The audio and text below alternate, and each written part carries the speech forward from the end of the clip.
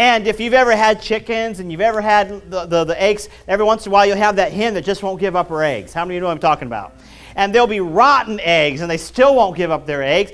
And the Bible describes someone who won't let go of the things of the world, who won't let go of the cares of the world, and heaps to themselves riches as this bird that's sitting on eggs that aren't going to hatch.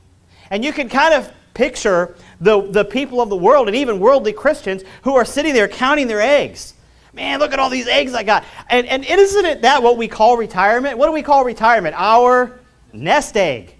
I mean, isn't that what they call it? Man, I got a great big nest egg. I've got great plans for retirement. The Bible says that that's a fool. You're not considering the end. That you're not even going to be able to enjoy it. You're like the partridge sitting on the eggs, and they're not going to hatch. You're going to find a correlation between a fool and someone who's gathering the eggs of the world. And just kind of gathering all the riches that it can offer, hoping that the IRA will turn into this, and hoping that this stock investment will turn into this, and hoping that the equity grows to this, and just that's all your life consists of. You know how fickle that really is? And by the way, do you know how manipulated that really is anyway? I mean, that little paper dollar is only worth whatever your government says it's worth.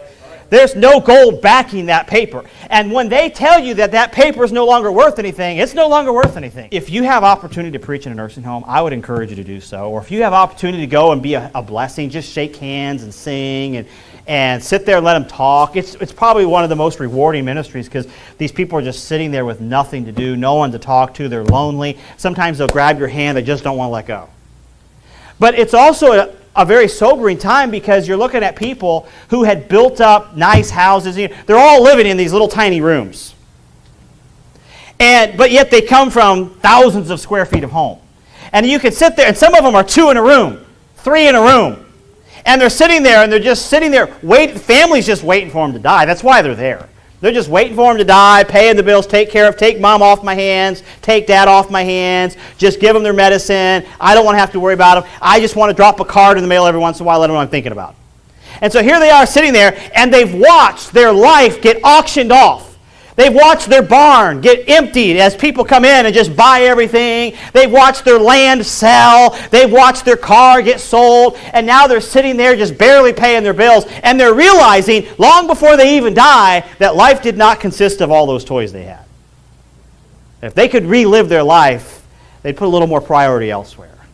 Especially when the family's not even showing up anymore. I think of one man, he was sitting there in tears. They had just sold. He had a workshop and he did woodworking. They had just sold all the things that he had made by wood. They had sold all his tools. Now, the sad part is there's no way he could have ever gone back and used them anyway. But here he's still hanging on to them at 80 or 90 years old, still hanging. And now he's realizing it's gone. It's gone. So is he that layeth up treasure for himself, and not rich towards God.